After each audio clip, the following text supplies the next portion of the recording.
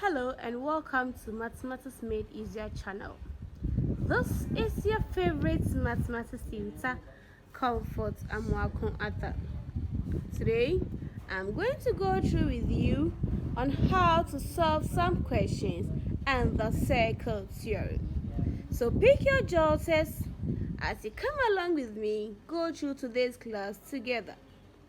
The first question I have here is, the diagram shows a circle ABCD with center E and quadrilateral EADC is also a rhombus. Angle BAE is equal to angle ECB and is equal to 90. And angle ABC is also equal to M. So in this case, the question is, we are to find the value of N and M. Note that this diagram is not drawn to scale. So before we solve such questions, it is advisable we draw diagrams. So we draw the diagram and show everything on the diagram. So in this case, we are going to apply the various properties of circle theory in solving the question. Okay, so the first property we are going to apply here is opposite angles in a cyclic quadrilaterals are supplementary. That is, they add up to be 180. So if we have this place as M, it means that this place will also be 180 minus M.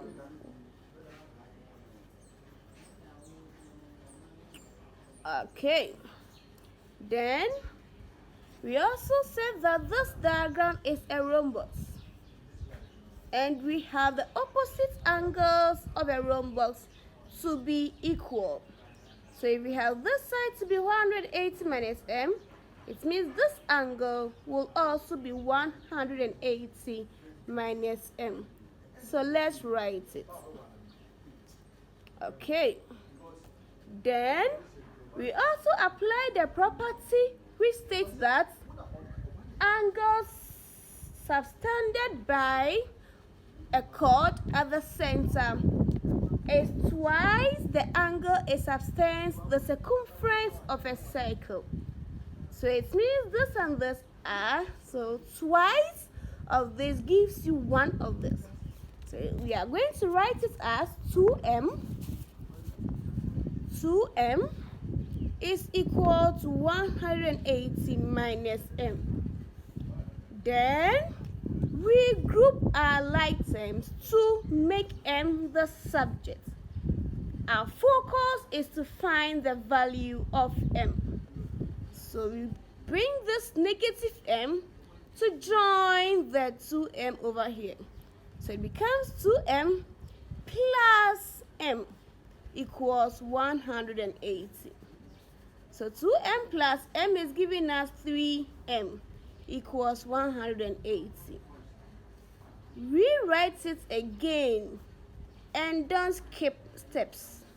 You now divide both sides by the coefficient of your variable over 3 over 3. Then we cancel out to make M stand. So therefore, we are getting M to be 60. So it means that we have our M now as 60 degrees. So if this side is 60, it means this side is 180 minus 60, which is 120. Good. Then we can also apply one property again. Our focus now is to find N in this bigger triangle, but this side is unknown. we can say that this triangle is an isosceles triangle. That is, two sides are equal. So if we are to get this side to be A, it means this side too will be A. Then you know the sum of the interior angle of a triangle to be 180. So we are going to add all the points here and equate it to 180. So this will give me A plus A plus 120 equals my 180. Then we simplify. 2A plus 120 equals 180.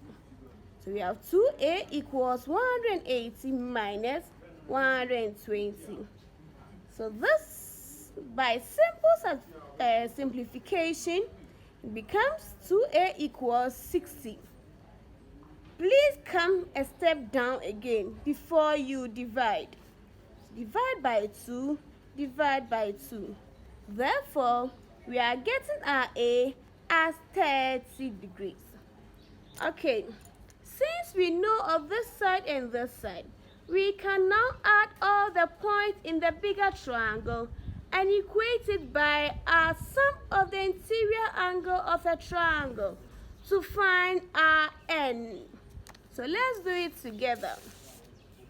So we have the first point to be 60, which is our M, plus N, which is unknown, plus A, which is known to be 30, plus another A. Since it is isosceles triangle, if this side is A, it means the other side A2 is the same as what? 30 degrees.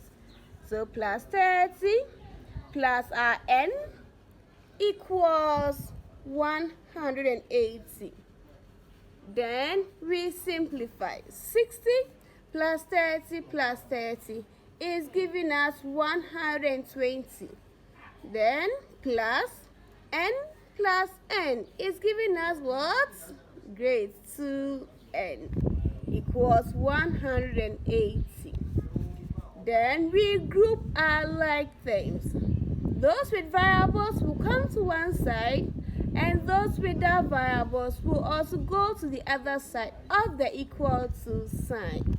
This is positive, so when it crosses it becomes what? Negative. So we have 2N equals 60.